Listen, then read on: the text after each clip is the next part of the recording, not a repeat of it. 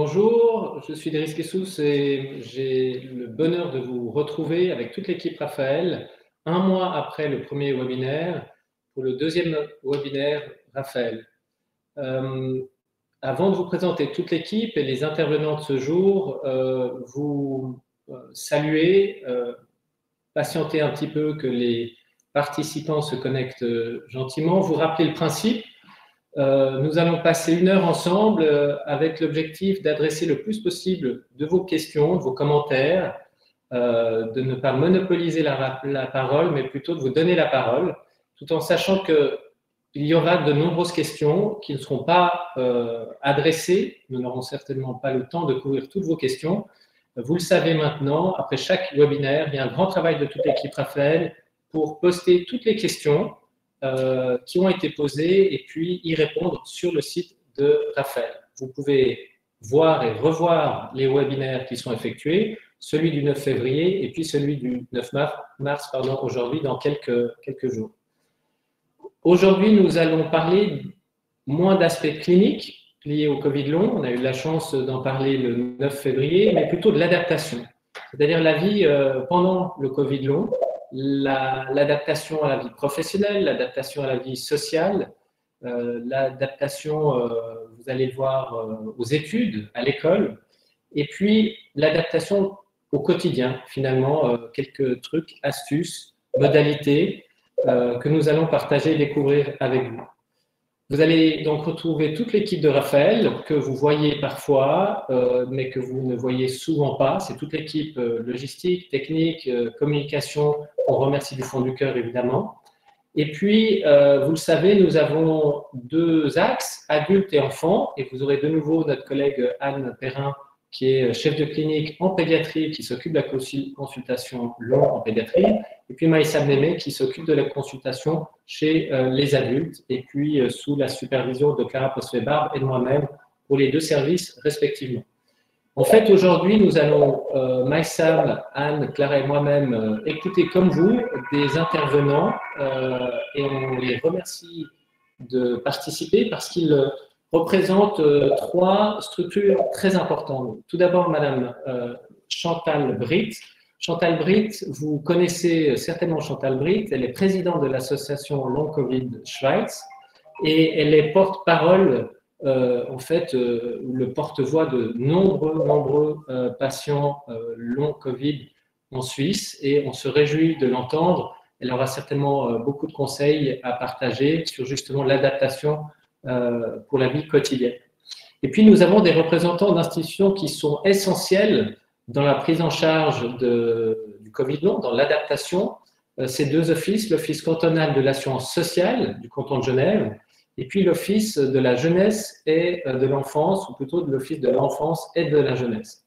Et nous avons différents intervenants qui vont parler pour ces offices. On les remercie. Pour l'OCAS, Madame Catherine Berthelet, qui est directrice adjointe, qui est justement responsable du domaine AI, et puis sa collègue, Madame Claudia Morales, qui est responsable de l'équipe médicale de cette même structure. Pour l'Office de l'enfance et de la jeunesse, nous avons la chance d'avoir Madame et la docteure Denise Barati-Mayer, qui est médecin-chef de service. Elle est accompagnée de Pascal Freidier, qui est directeur du pôle promotion de la santé et prévention, que vous découvrez sur l'image où vous allez le découvrir, et qui, ensemble, travaille avec la docteure Fabienne Toutain, qui est en charge justement du Covid dans cet office de l'enfant et de la jeunesse.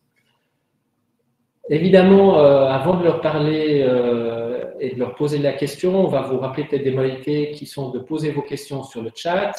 Maïssa Mnémé et les collègues vont faire en sorte de pouvoir poser les questions qui reviennent le plus souvent, qui sont récurrentes.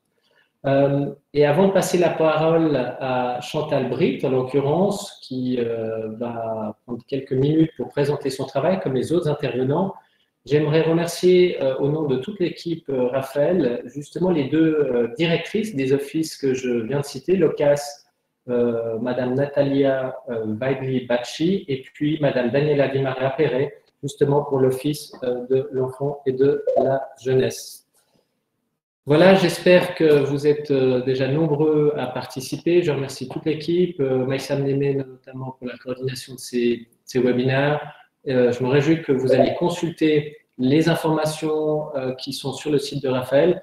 Et Madame Chantal Britt, je veux dire que le webinaire est à vous. On se réjouit de vous entendre et puis de pouvoir écouter les pistes et solutions que vous allez proposer aux participants. Merci Chantal. Merci beaucoup pour l'invitation. On m'a demandé de parler un petit peu des défis des gens qui sont atteints du Covid long.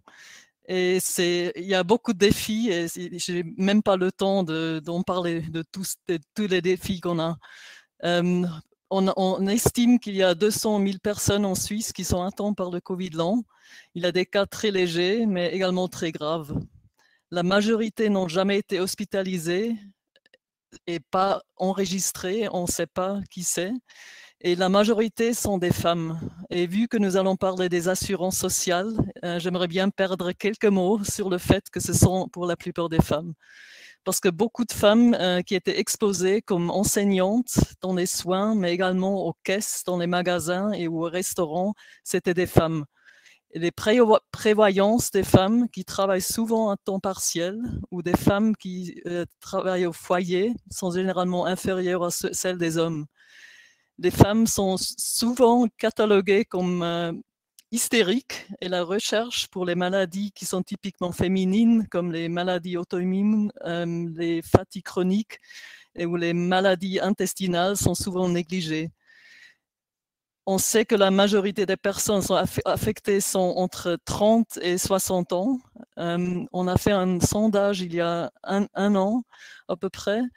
On a vu que la plus grande majorité, c'est plus que 80%, se sentaient en pleine forme avant la maladie. Après, ou on pourrait plutôt dire avec la maladie, ce sont que 10% qui se sont à l'aise. La plupart d'entre eux jugent leur santé comme médiocre après la maladie ou avec la maladie. Les COVID longs typiquement étaient actives, en bonne santé et sans antécédents médicaux. Ils ne ressemblaient pas aux cas typiquement aigus. Et c'est peut-être à cause de ça, parce qu'ils étaient en bonne santé et au meilleur âge pour travailler, que la plupart des personnes atteintes du Covid long n'ont jamais vraiment abordé le sujet des assurances sociales et de l'assurance invalidité, comme moi. Je n'ai jamais pensé à ça. La majorité qui a des symptômes à 6 mois en souffre encore après 1 an et 1 an et demi. Alors les problèmes ne disparaissent pas et les problèmes avec l'assurance sociale deviennent très pertinents à peu près à ce temps-là maintenant pour la majorité des gens. On a vu que la moitié des personnes ont des problèmes de mobilité. 3 sur 4 ont des douleurs ou se sentent mal chaque jour, chaque minute de leur vie. La moitié sont incapables de travailler ou ont dû réduire leur temps de travail. 4 sur 5 sont limités dans leur ménage ou dans leur vie de famille et dans tous les loisirs comme le sport. On a les gens qui ont répondu à notre sondage, 4,5% seulement pouvaient faire du sport sans restriction. 4,5%. Le reste avait été limité d'une façon ou d'une autre. Que faire? Et de donner des recommandations, c'est très difficile. Il n'y a pas de traitement, nous le savons. Selon nos membres, on a fait des sondages partout. Les stratégies les plus efficaces, c'est rest and pace. Le pacing, c'est le numéro 1 pour tout le monde. On a dû apprendre ça d'une façon pas très facile. Si c'est possible, on devrait faire de l'exercice léger, si c'est possible, mais ce n'est pas possible dans tous les cas. Il y a quand même pas mal de médicaments pour soulager certains symptômes. Il faut vraiment les utiliser et vraiment aller voir un médecin. Et parfois, il y a aussi un changement d'alimentation qui peut être utile. Le but principal de toutes les recommandations, c'est d'éviter la chronicité. C'est vraiment notre problème principal. Et si vous pensez souffrir d'un Covid long ou des symptômes, c'est important de voir un spécialiste comme l'HUG. Les médecins et les thérapeutes ne vont pas vous guérir et ils ne vont pas vous prescrire des médicaments miracles, mais ils peuvent vous aider à soulager certains symptômes et vous soutenir pour que vous puissiez gérer votre vie le mieux possible. Et c'est la seule façon pour nous de savoir finalement combien de gens sont atteints en Suisse, parce qu'on ne le sait toujours pas. Et c'est vraiment un des plus grands problèmes pour nous, pour faire la pression politique. Vous avez besoin d'un diagnostic Covid long et une documentation de l'évolution de votre maladie. C'est très, très important pour tout ce qui est assurance, parce que sinon, si vous n'avez pas ça, on a le problème que les assurances se dégagent de toute responsabilité. Alors, c'est très important. Et c'est important que vous ne vous faites pas prescrire, par exemple, des antidépresseurs avant d'avoir obtenu le diagnostic du Covid long. Ça doit être clair qu'il s'agit d'une dépression réactionnelle à votre maladie. On a beaucoup de cas déjà où ils n'ont pas fait ça et c'est maintenant un problème parce que c'est tous psychologisé. C'est pour une raison d'assurance. C'est une maladie somatique et c'est vraiment un problème qu'on a maintenant déjà avec l'AI. Et si votre médecin de famille ne vous comprend pas et ne vous prend pas au sérieux, changez-le parce qu'il ne vaut pas la peine. C'est très important de regarder et de vous faire envoyer les rapports médicaux. Ainsi, vous pouvez voir ce qu'il y a dedans et vous pouvez voir qui est le diagnostic exact. Et c'est important, encore une fois, pour les assurances. Et si vous n'êtes pas d'accord avec le diagnostic, allez parler avec votre médecin. Et si vous êtes indépendant, si vous ne travaillez pas ou vous êtes femme ou homme au foyer, demandez un congé de maladie. C'est très important également de documenter l'évolution pour les assurances. Parce que nous ne savons pas, je crois que tout le monde croyait qu'on va guérir dans 3 mois, dans 6 mois, dans 1 an, dans 1 an et demi. Et maintenant, je suis à 2 ans et oui, c'est pas vraiment, je ne suis pas guérie. Il est très important qu'on ne réduise pas le temps de travail de votre propre initiative. Beaucoup de gens ne sont pas conscients qu'une réduction de votre contrat de travail entraînerait une diminution de vos droits à la retraite. C'est l'AI, l'AVS, le deuxième pilier. Et on a vu que la plupart des gens ne sont vraiment pas conscients à ça. Et c'est très important de vous inscrire à l'AI si vous êtes en congé maladie ou si vous pensez que vous allez perdre votre travail. N'attendez pas. Nous entendons souvent que les gens ne sont pas capables physiquement ou cognitivement, ou c'est à cause du stigma.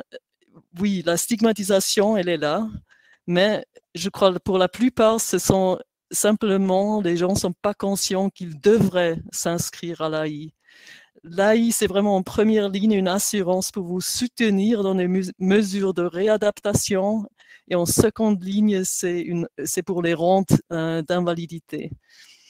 Alors, c'est les recommandations qu'on a collectées chez nous dans l'association Covid long.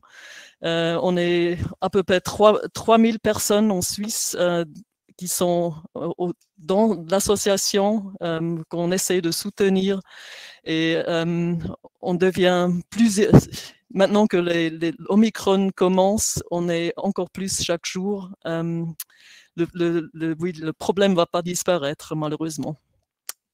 C'est tout ce que j'ai à dire. Merci beaucoup pour nous inviter. C'est super important que qu'on peut participer, qu'on est vraiment activement inclus dans les recherches et dans ce type d'événements. C'est super important. Merci beaucoup à l'HUG.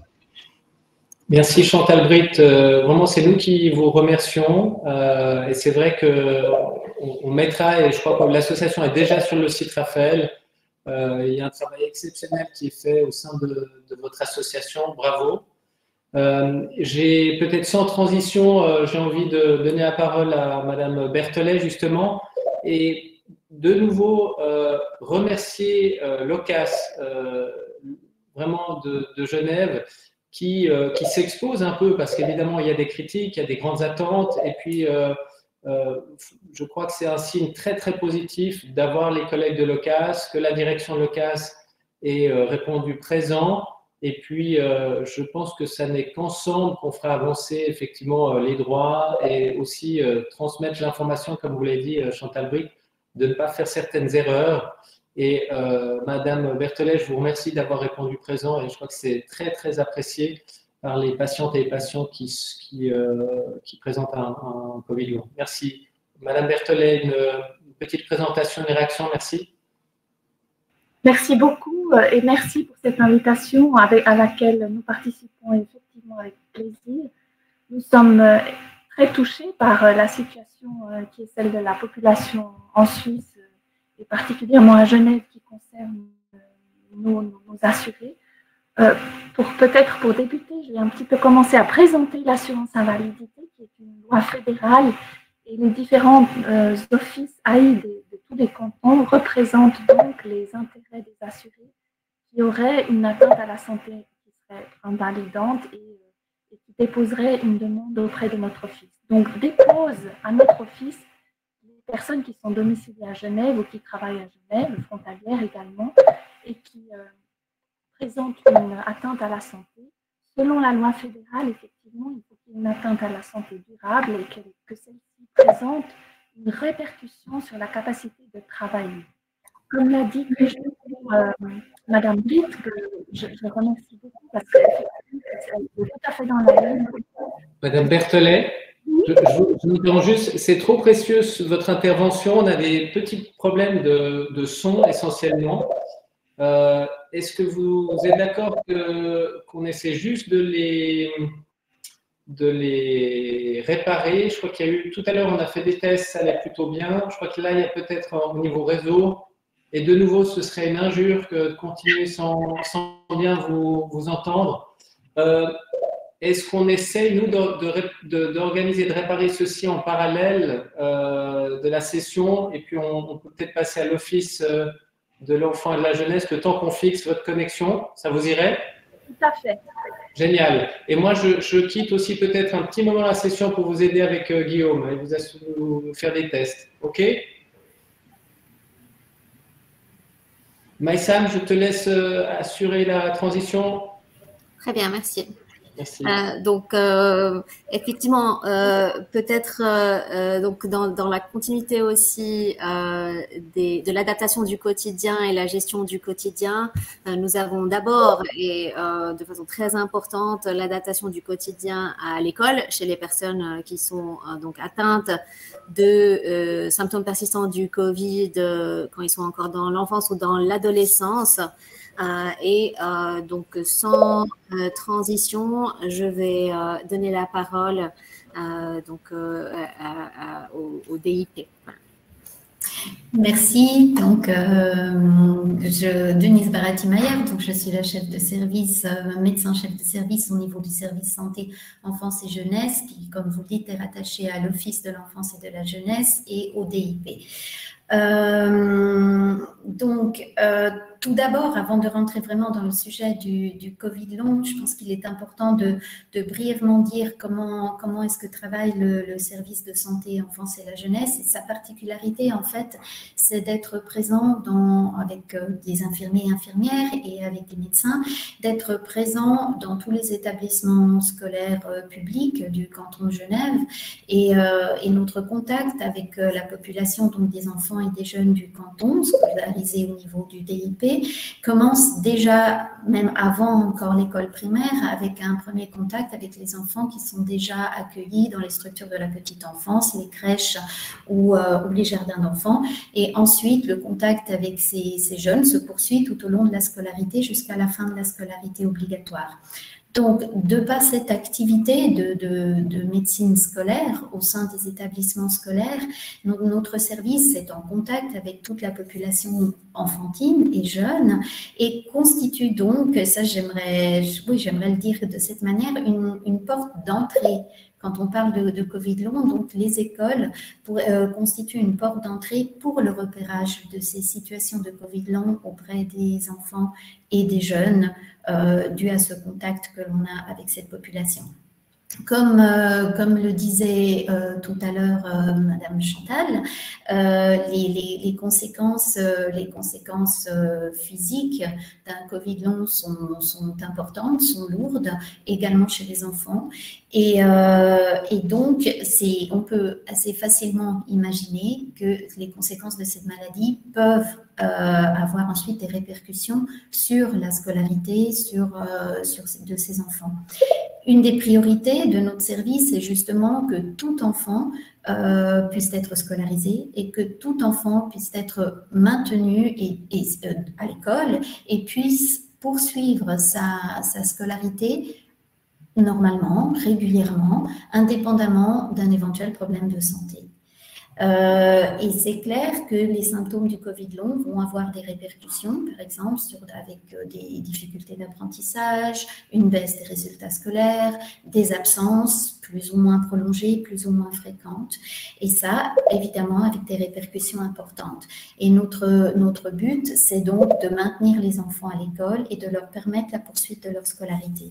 Donc, ce que nous aurions, enfin, ce qui serait nécessaire pour ce repérage de situations de Covid au sein de l'école, ce serait d'avoir des outils qui sont des outils standardisés où l'on puisse, nous, repérer ces situations de Covid long. Alors nous ne sommes pas des médecins qui allons poser des diagnostics, ce n'est pas notre rôle, nous n'avons pas les compétences pour poser ce diagnostic.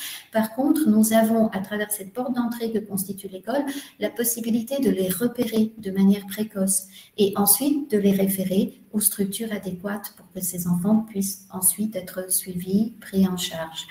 Et bien sûr, si les conséquences au niveau de l'école se font sentir, nous avons également la possibilité de mettre en place des mesures d'accueil individualisées pour ces enfants afin qu'ils puissent continuer leur scolarité de la manière la meilleure possible. On peut imaginer des réductions d'horaires, on peut imaginer une année scolaire faite sur 2 ans, enfin on peut imaginer différentes choses qui puissent permettre à ces enfants de quand même rentrer dans les apprentissages comme ils l'auraient fait s'ils n'avaient pas été malades. Voilà, donc ça nécessite évidemment une collaboration avec les services concernés, ça nécessite ces outils de repérage. Et finalement, simplement par notre contact, comme je le disais tout à l'heure, tout au long de la scolarité de ces enfants, on peut également exercer une activité de surveillance à long terme pour ces enfants atteints de Covid. Voilà, c'était juste un peu pour vous résumer ce que l'on fait et ce que l'on pourrait faire. Voilà.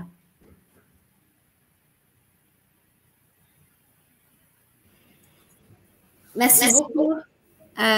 Doctoresse Barati pour ce point de situation. Donc l'idée aussi est de pouvoir échanger et de pouvoir entendre vos questions, votre questionnement et vos inquiétudes, que ça soit donc dans le milieu scolaire, dans le milieu professionnel ou dans le quotidien. Je pense qu'on est encore en train de régler la connexion de Madame Berthollet, si je ne me trompe pas. Donc, entre-temps, on va peut-être répondre déjà à quelques questions si vous êtes d'accord. Donc, des questions qui ont été aussi posées d'abord à Madame Chantal Britt. Peut-on s'inscrire à l'association Covid long?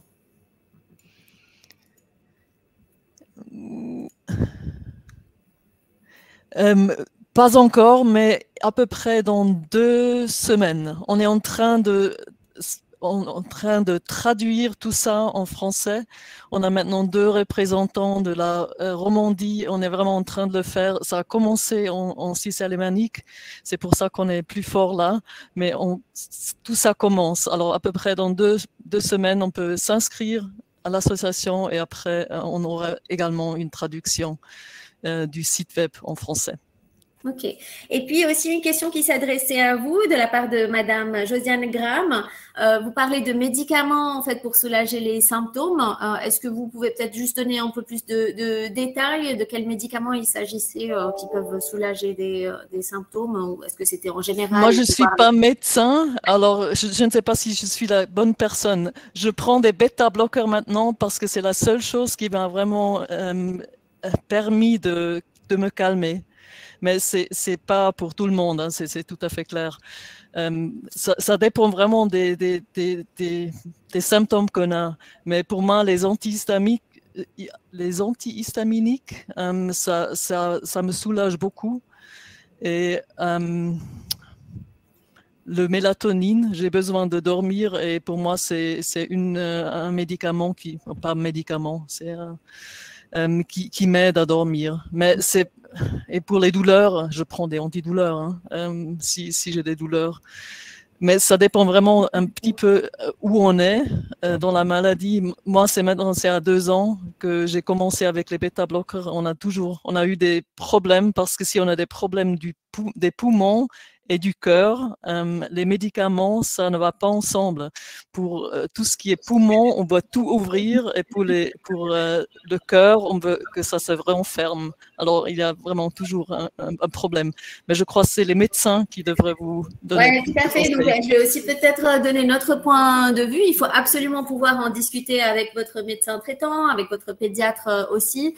Cela va dépendre des symptômes. Donc, il n'y a pas un médicament pour le post-Covid, mais il y a certains médicaments qui peuvent aider à alléger les symptômes et puis aider à mieux gérer finalement l'impact de ces symptômes sur votre quotidien.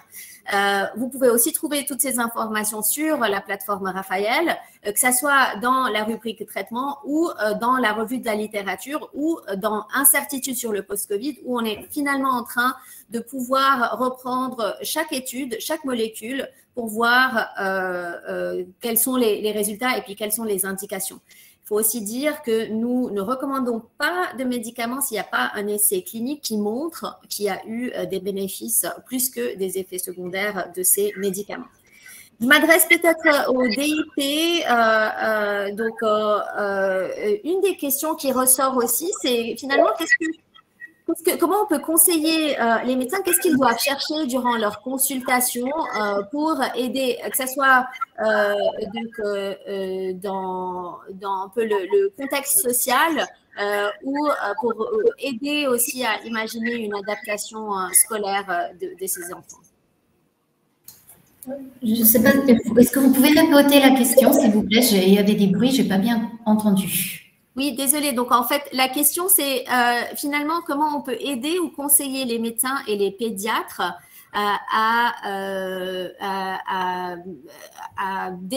détecter ou dépister l'impact de ces symptômes sur les enfants dans leur vie scolaire.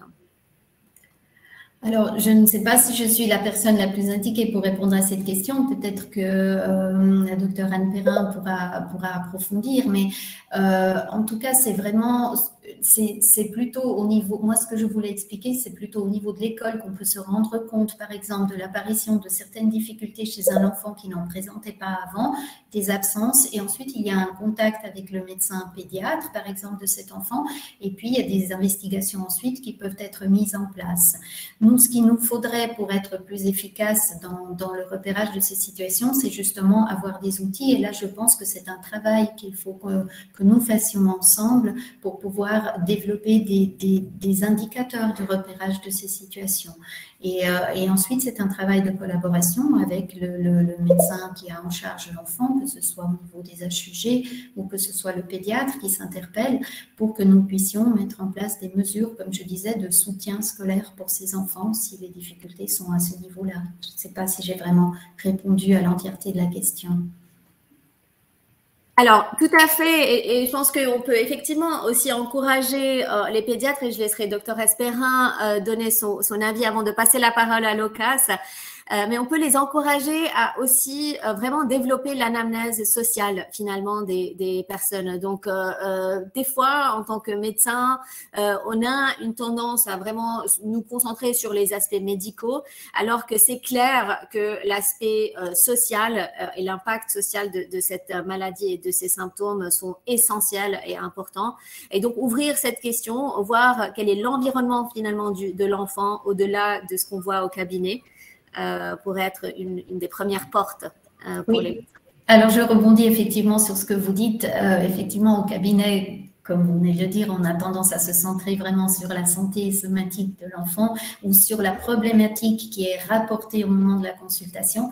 C'est vrai que si on sait peut-être qu'un enfant a eu le Covid, on peut élargir, comme vous dites, l'anamnèse et puis interroger aussi l'enfant et les parents par rapport à comment ça se passe à l'école. Est-ce qu'on a remarqué une baisse des performances? Est-ce que l'enfant est souvent absent à l'école, etc.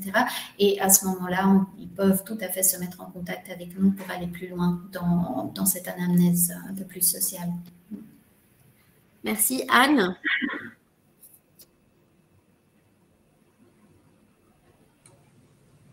Oui, alors je pense que vous avez déjà pas mal répondu à la question.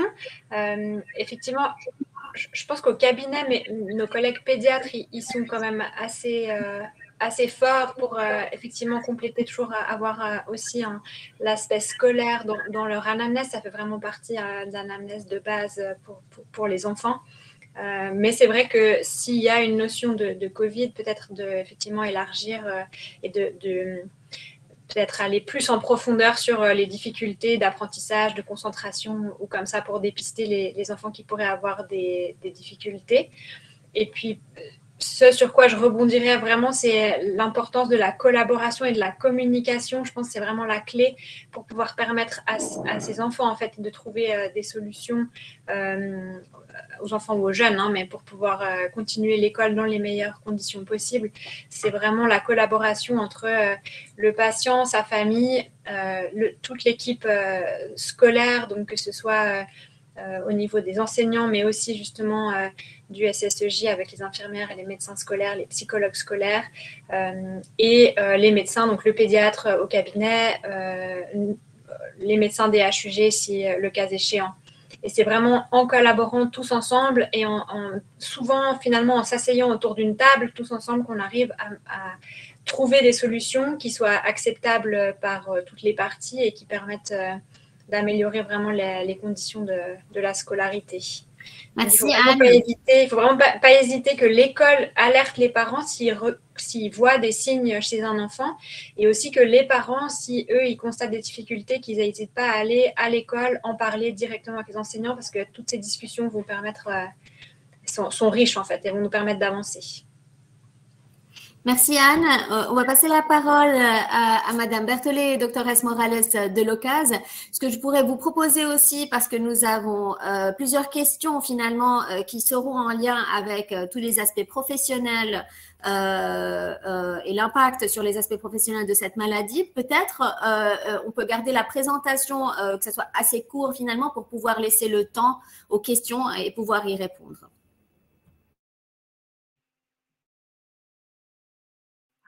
Bon, très bien, merci. J'espère que ça va jouer. Je suis désolée pour ces contretemps.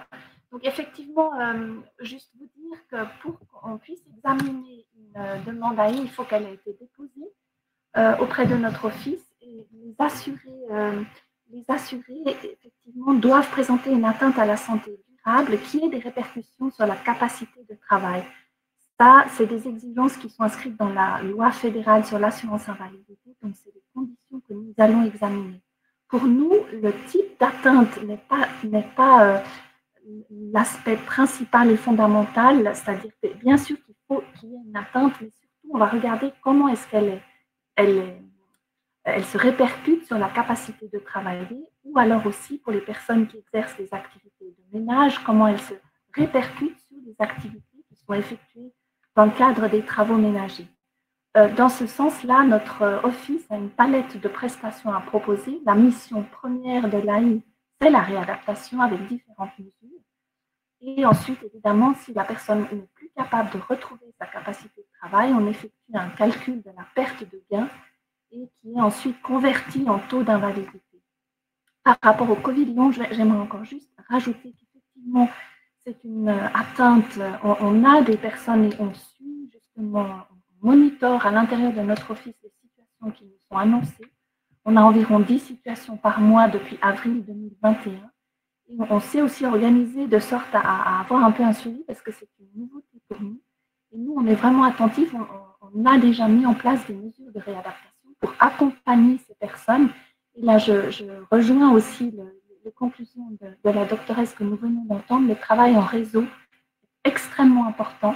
On travaille avec les médecins traitants, mais on travaille également beaucoup avec les employeurs pour permettre justement cette réinsertion progressive. Mais on va aussi travailler avec des institutions, des écoles, parce qu'on a une équipe jeune aussi qui est orientée vers la réadaptation des jeunes. Donc, on a toute une palette de prestations qu'on peut offrir aux assurés. Peut-être, Dr Morales, si tu veux. Je voulais ajouter, j'ai bien apprécié les recommandations qu'a fait Madame Britt pour les assurés, pour toutes les personnes atteintes de Covid. Et elle a fait une recommandation très intéressante de dire il faut à tout prix que vous versiez au dossier AI des rapports médicaux. Parce que vous devez savoir que les médecins du SMR, du service médical de l'AI, on est une équipe on est 13 médecins et on n'examine pas les assurés. On va se prononcer, on va apprécier les situations selon les rapports, en se basant sur des rapports médicaux qu'on va recevoir. Parfois, ce sera des expertises, parfois, ce sera des rapports des spécialistes. Donc, c'est très important d'avoir un contact avec les gens installés et de recevoir ces rapports. Parfait. Je vous propose, alors malheureusement, on vous entend trop mal, malheureusement, et on me voit aussi mal. Je vous propose à tous les participants de poser vos questions sur le chat qui concernent les assurances sociales. Et si vous êtes d'accord, Mme Berthollet, on prendra la peine de les adresser ensemble et de faire en sorte que sur Raphaël, le plus vite possible, il y ait les réponses à toutes les questions que vous aurez pu répondre aujourd'hui. Mais de nouveau, ce n'est pas de la mauvaise foi, c'est très compliqué de vous entendre. Et c'est dommage, on a un webinaire tous les mois, donc dès qu'on aura pu fixer des problèmes techniques, on refera cette séance. Mais j'invite tous les participants à poser sur le chat les questions qui concernent les assurances sociales. Mme Berthollet et toutes ses équipes étaient vraiment tout à fait disposées à y répondre en live, mais je suis sûr qu'on pourra y répondre dans quelques jours sur le site. Vous êtes d'accord avec ça, Mme Berthollet? Oui, tout à fait. Je vous aide vraiment. Tout à fait d'accord. D'accord. C'est juste un problème on ne pourra pas régler ce problème aujourd'hui. Donc, mais on se réjouit d'imaginer que vous continuez à participer au webinaire aujourd'hui. Maïsam, justement, est-ce que nos participants entendent bien poser les questions? Est-ce qu'il y a des questions sur le CAS? On les met, on y répondra. Oui, tout à fait. Après, ce qu'on pourra aussi, donc ce que je propose de faire pour les prochaines minutes, donc on a Dr Esbarati-Mayer qui souhaite répondre à la question de Madame Michelle Walker. Puis après, il y a quelques questions finalement qui s'adressent aussi, que ce soit au DIP, à Madame Britt ou à nous-mêmes en tant que médecins de la consul post-Covid. On peut répondre à ces questions et puis toutes les questions qui adressent l'aspect professionnel, on y répondra une par une sur la plateforme Raphaël. Doctoresse Barati-Mayer, je vous donne peut-être la parole. Oui, merci. Alors, la question était, est-ce qu'il existe des documents à l'intention des enseignants pour que ceux-ci soient plus compréhensifs envers des enfants qui pourraient présenter des symptômes de Covid long? Alors, la réponse est non. Pour le moment, il n'y a en tout cas pas de documents destinés aux enseignants pour cela. Par contre, si l'enfant a effectivement un diagnostic de Covid long, moi j'incite les parents à le communiquer à l'enseignante ou alors directement à notre service qui ensuite, avec notre lien avec les enseignants, pourront effectivement mettre en place, comme je le disais, des mesures, alors je ne vais pas dire plus compréhensives, mais des mesures adaptées pour que l'enfant puisse suivre sa scolarité normalement. Voilà. Merci beaucoup.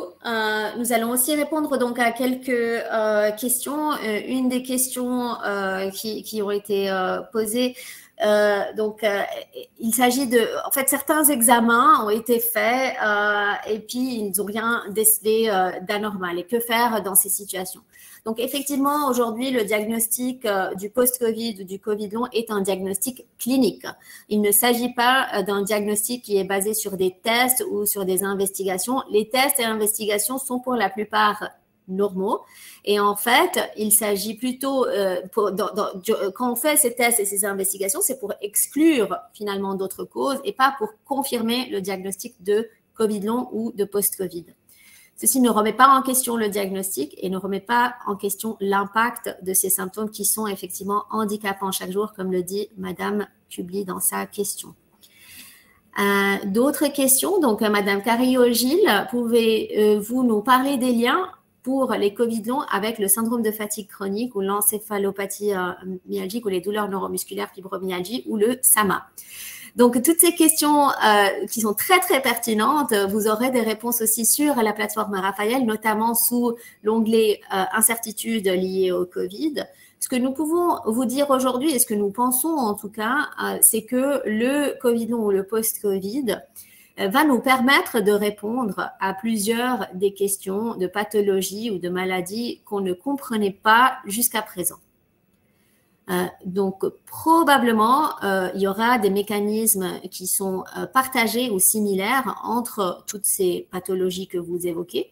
Il y a peut-être aussi des mécanismes qui sous-tendent finalement ces symptômes qui se retrouvent dans ces différentes pathologies. Et avec donc le nombre d'infections, la recherche et puis un peu tout cet élan de pouvoir trouver des réponses pour le Covid long et le post-Covid, nous espérons pouvoir trouver les réponses pour les autres maladies aussi. Monsieur Dos Santos, moi je vais donc continuer à répondre aux questions et puis si quelqu'un ou quelqu'une des intervenantes ou intervenants souhaite aussi intervenir, il ne faut pas hésiter. Monsieur Dos Santos donc pose la question, avez-vous une façon de faire un diagnostic différentiel entre un trouble psychique et le Covid long quand les symptômes se ressemblent? Alors effectivement, et Madame Britt a aussi adressé cette question. Le Covid long ou le post-Covid, aujourd'hui, il y a une définition. Il s'agit d'un diagnostic clinique qui va se baser sur une infection confirmée ou probable avec des symptômes qui maintenant sont de plus en plus reconnus. C'est clair qu'il va y avoir un chevauchement ou des similarités avec d'autres maladies, d'autres affections. Et là, c'est le rôle aussi du médecin traitant, de la temporalité des symptômes, de leur impact au quotidien, et puis de voir finalement si les autres pathologies sont réactionnelles ou si elles étaient préexistantes. Et ça, c'est un rôle vraiment à votre médecin traitant et ou à votre pédiatre pour pouvoir faire la part des choses. Nous vous invitons aussi, si jamais vous trouvez qu'il y a un manque de reconnaissance ou de connaissance sur les symptômes post-Covid, de partager finalement les informations qui se retrouvent sur la plateforme Raphaël avec votre médecin traitant, avec votre entourage, pour essayer de leur expliquer quelles seraient peut-être donc des manifestations du post-Covid et puis si dans votre cas, il s'agit effectivement de cela ou d'autres choses. Pensez-vous qu'on va toutes et tous guérir? Alors, Madame Marindola pose cette question et c'est une question qu'on se pose aussi toutes et tous et on l'espère et on le souhaite sincèrement. Nous savons aujourd'hui, selon nos études populationnelles donc dans le service de médecine de premier recours au HUG, que finalement, donc, un tiers des personnes vont garder des symptômes persistants à 6 semaines de l'infection. Et puis, il s'agit de personnes qui n'ont pas été hospitalisées, qui ont eu une maladie légère, mais qui vont garder des séquelles quand même. Et puis, c'est des personnes de tout âge, en sachant que les adultes plus que les enfants, et puis les adolescents beaucoup plus que les enfants qui sont moins âgés. Et puis, nous savons quand même aussi que une grande majorité de ces personnes-là vont s'améliorer à 6 mois. Donc, nous gardons grand espoir.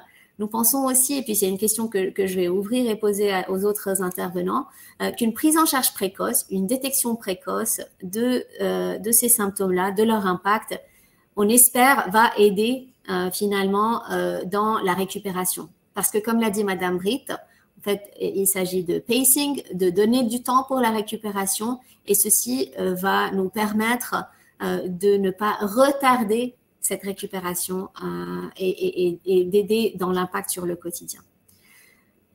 Ceci est vrai aussi pour les consultes multidisciplinaires. Donc aujourd'hui, on pense qu'une prise en charge vraiment médico-sociale est importante, une coordination dans le réseau, d'où l'intérêt d'avoir tous nos intervenants et intervenantes ici aujourd'hui. Je ne sais pas s'il y a un commentaire de la part des intervenantes ou intervenants. Je suis d'accord, Maïssa, pour la partie, je me prononce pour la partie pédiatrique, je suis vraiment d'accord avec ce que tu viens de dire, que de prendre en charge suffisamment rapidement, sans non plus alerter dès qu'il y a des symptômes qui persistent quelques semaines, mais de pouvoir éviter en fait que les enfants et les jeunes décrochent de l'école, parce qu'on sait que c'est vraiment ça le principal facteur après aussi de chronicisation finalement des symptômes. C'est comme un cercle vicieux en fait, une fois qu'on est dans le décrochage scolaire, ça devient vraiment très compliqué d'en sortir. Et donc vraiment le but pour les plus jeunes, c'est de pouvoir agir en fait avant qu'il y ait une rupture scolaire, quitte à vraiment faire tous les aménagements possibles, mais pour que le contact avec l'école puisse être gardé, même s'il y a des symptômes très invalidants dans un premier temps.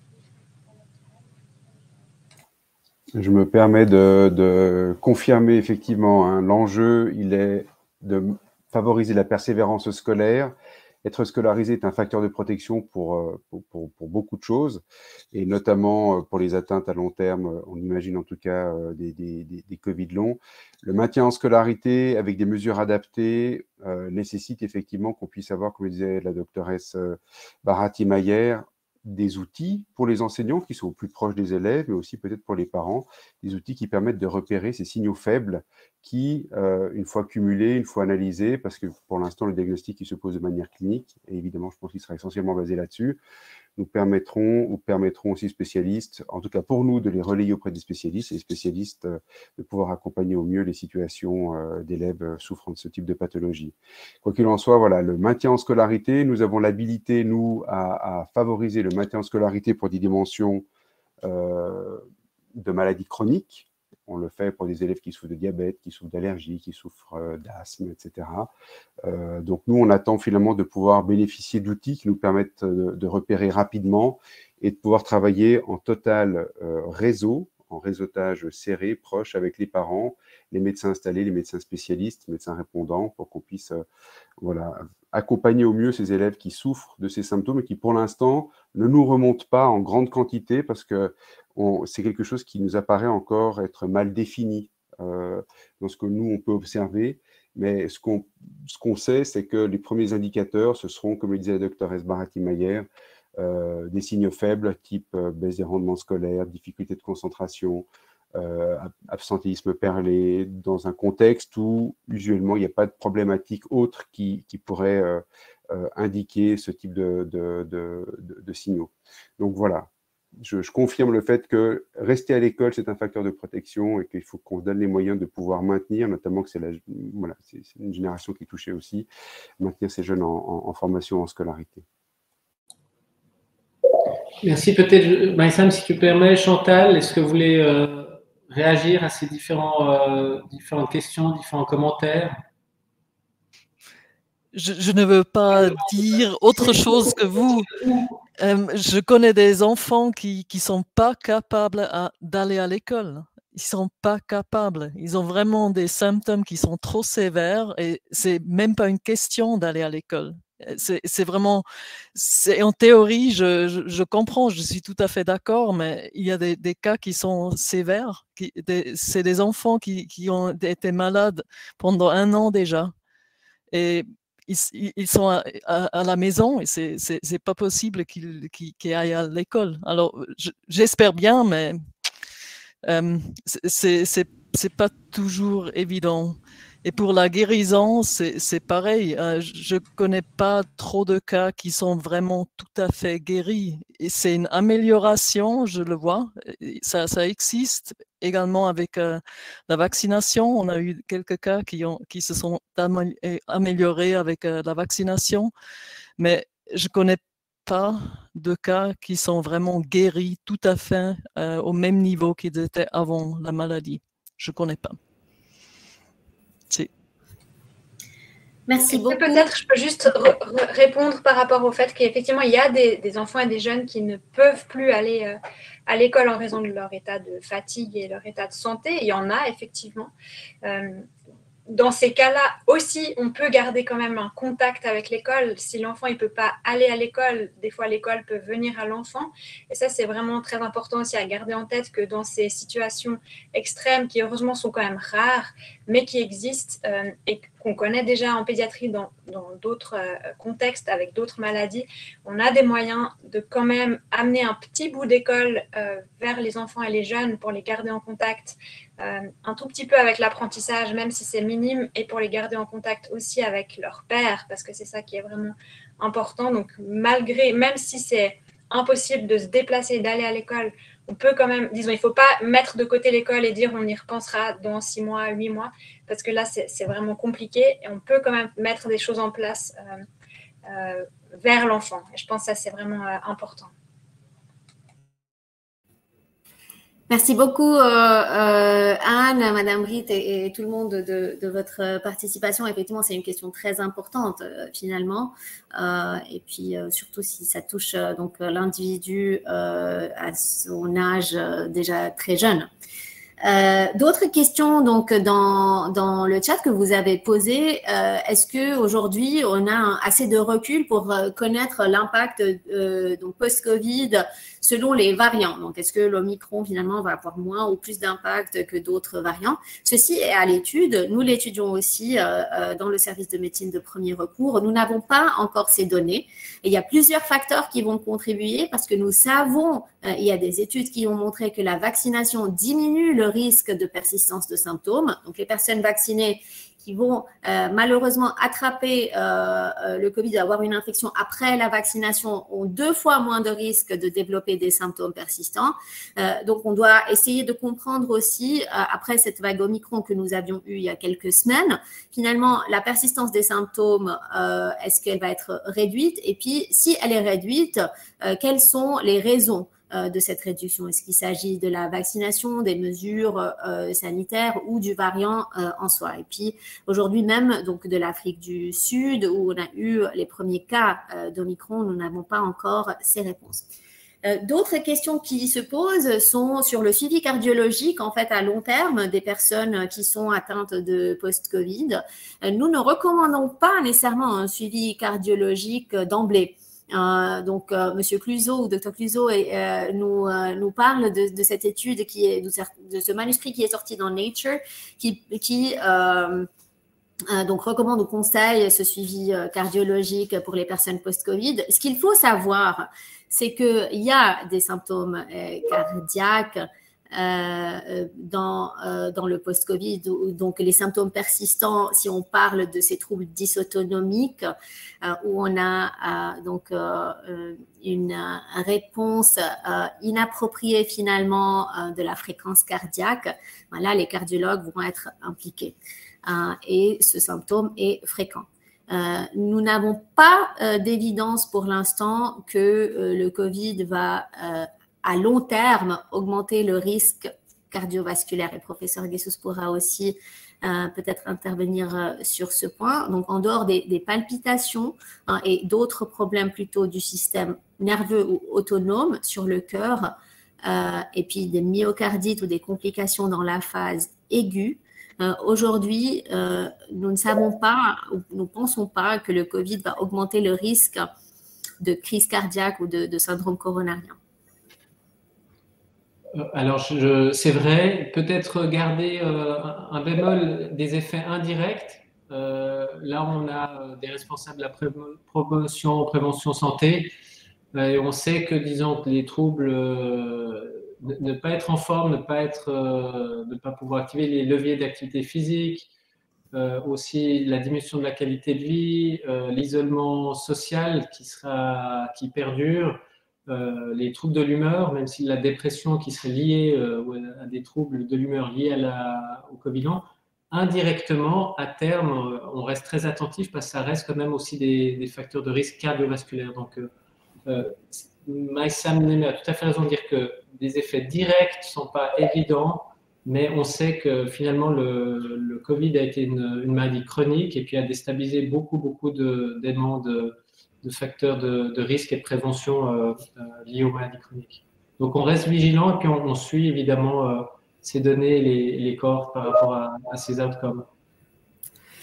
Et donc une question peut-être aussi qui est un peu en lien, mais qui probablement était aussi pour essayer de soulager d'autres symptômes, c'est quel est l'impact ou les recommandations sur l'alimentation chez les personnes qui gardent des symptômes post-Covid. Donc, il y a plusieurs aujourd'hui initiatives de régimes restrictifs des fois pour essayer de soulager ces symptômes-là. Aujourd'hui, nous n'avons pas encore assez d'évidence pour recommander un régime ou un autre.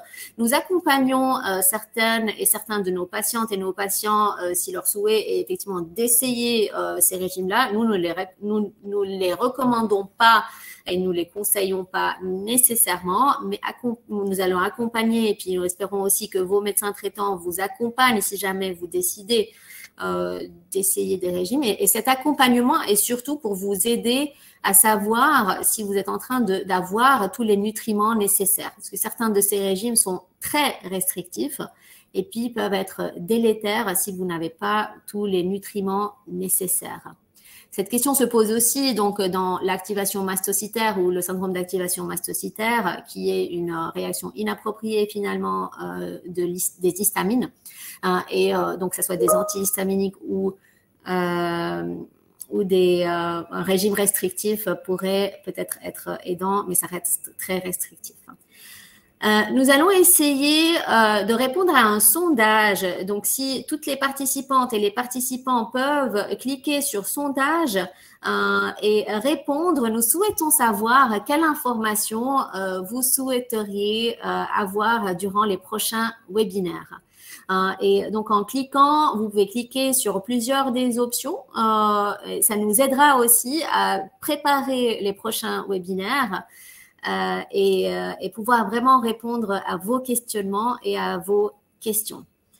En attendant, nous allons donc commencer à clore cette séance en passant donc un tour de table et en remerciant vraiment toutes les intervenantes et les intervenants de votre participation, en vous disant aussi que nous allons répondre à toutes les questions sur les aspects professionnels sur Raphaël et vous recevrez un email ou une communication quand nous arrivons à répondre à toutes ces questions en ligne et en essayant de voir comment la prochaine séance pourra aussi répondre à ces questions-là.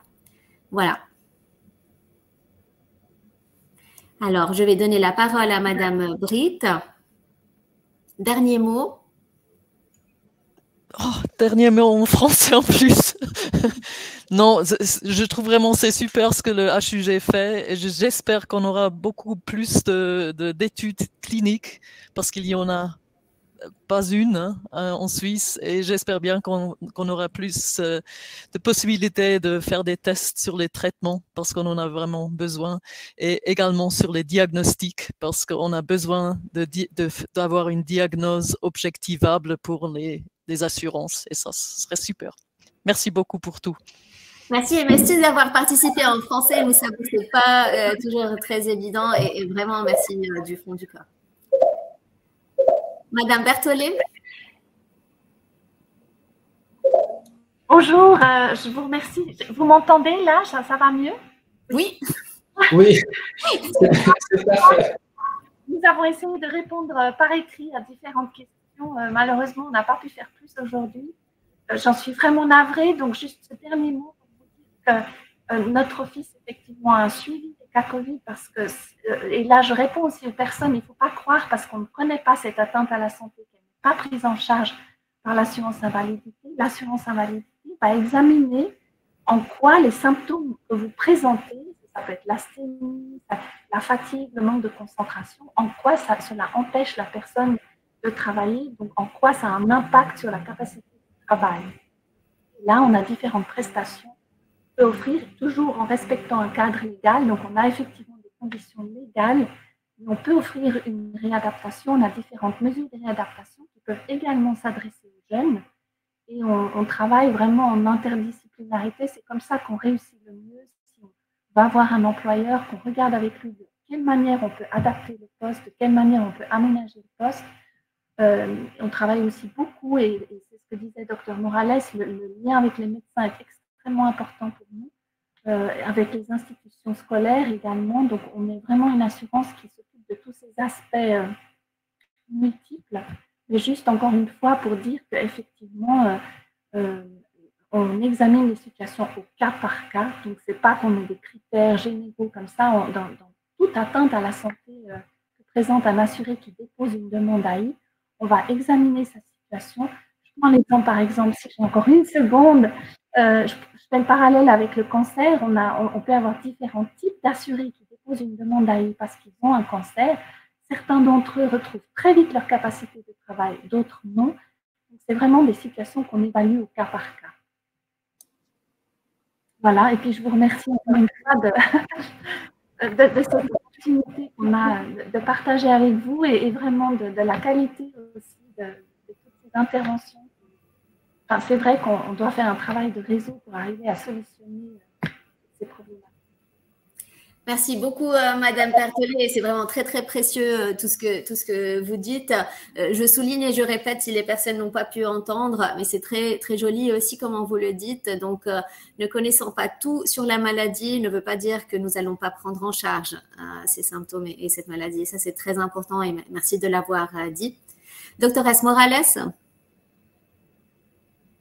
Je suis pleinement d'accord avec ce que Madame Pertollet. Et la partie la plus importante, finalement, c'est cette base. Hein. Donc, on a toutes les maladies, toutes les atteintes sont analysées de manière individuelle. Donc, il n'y a pas de généralité. Le fait qu'on ne trouve pas pour certaines, c'est le cas pour certains symptômes du Covid long, pas à ce jour une atteinte structurelle claire et précise. C'est difficile pour nous, les médecins, de gérer l'inconnu, de naviguer avec l'inconnu. Ça ne doit pas nous empêcher, ni les médecins, ni l'administration, de prendre des décisions le plus proche possible de la... Il faut qu'éthiquement on soit conforme à la décision qu'on prend, à la prescription médicale de la part du SMR et à la décision de l'administration, au cas par cas. Il faut analyser de manière particulière. Britt a souligné à juste titre, donc elle disait, mais finalement, à un moment donné, comme les symptômes ne sont pas, il n'y a pas des constatations claires prouvant les symptômes dont les gens se plaignent, on va se pencher sur la partie psychiatrique. Il y aura des situations peut-être où il y a un élément psychique, psychiatrique. Mais ce n'est pas une condition, c'est pas que. Donc, il n'y a pas de règles, c'est au cas par cas. Et on compte sur notre collaboration avec vous et avec les médecins traitants, surtout. Merci beaucoup, doctoresse Mayer. Oui, comme mot de la fin, j'aurais envie de retenir 2 mots, collaboration et repérage. La collaboration, en ce qui concerne les enfants, c'est les parents qui contactent l'enseignant, qui contactent le service santé, enfance et jeunesse, et ensuite le travail en collaboration avec les médecins pédiatres, les HUG. Voilà, et puis tout ça va permettre un repérage précoce qui, comme on le disait tout à l'heure, va peut-être diminuer les conséquences de ce Covid long. Voilà. Merci beaucoup et merci de votre participation. Doctoresse Toutain. Monsieur Freddy. Ah, pardon, doctoresse Toutain. Voilà. Voilà. Bonjour, merci pour cette invitation et puis également cette implication dans ce travail. Voilà, Madame Baratti a déjà tout dit. Voilà, c'était vraiment une séance aujourd'hui très intéressante et je vous remercie vraiment infiniment. Et donc, on va essayer d'avancer tous au mieux pour les enfants voilà, que l'on suit au quotidien. Merci beaucoup. Merci beaucoup. Monsieur Frédier. Alors oui, merci en tout cas pour l'invitation et je réédite le fait qu'un enfant scolarisé, c'est un enfant qui est dans les meilleures conditions possibles pour pouvoir se développer parce qu'au-delà des apprentissages qu'il acquiert, il fait d'autres apprentissages dans ses expériences interrelationnelles, affectives, dans ses liens sociaux. Et comme le disait le professeur Guessous, effectivement, il y a l'impact direct et aussi les conséquences indirectes d'une rupture de scolarité sur les habitudes de vie. Donc, le travail en réseau, comme disait la docteuresse Barati, et que tout le monde relève ici, est important pour favoriser un repérage précoce et un accompagnement le plus adapté possible de ces situations. Merci beaucoup, en tout cas, pour l'invitation. Merci beaucoup, docteur Espérin. Je pense que tout a été dit, mais voilà, effectivement, je reste en accord total avec ce qui vient d'être dit et que vraiment pour le bien-être et le développement des enfants et des jeunes, l'école est vraiment un des piliers en fait de ce développement et donc c'est notre rôle aussi de pouvoir faire que ça se passe au mieux quand ça devient compliqué et d'éviter à tout prix que les enfants soient privés de ce contact avec l'école, même si on doit parfois avoir recours à des aménagements vraiment important et chambouler un peu la vie de tous les jours. Mais il y a vraiment des choses qui sont possibles à faire et je pense qu'on est aussi toujours plus intelligent quand on y réfléchit tous ensemble. Merci beaucoup. Et le mot de la fin pour le professeur Guessous. Merci Maïsam. Remercier tous les participants et tous les intervenants. On a cité souvent les HUG aujourd'hui. Il faut évidemment aller voir sur la plateforme Raphaël parce qu'il y a des points de contact où que vous habitiez, quel que soit le canton, en tout cas en Suisse romande. Il y a des consultations qui existent ailleurs. Les HUG font beaucoup, mais il doit y avoir une solution près de chez vous. Et puis allez voir sur Raphaël parce qu'on essaie de vous aider à trouver des consultations. Et puis, comme le dit Anne, je pense que les participants doivent être rassurés du fait qu'entre les webinaires, les acteurs ou les intervenants qui participent, qui interviennent, sont en contact et les liens sont faits avec le CAS, avec l'Office de l'enfance et de la jeunesse, avec les autres intervenants du premier webinaire, avec Chantal Britt évidemment.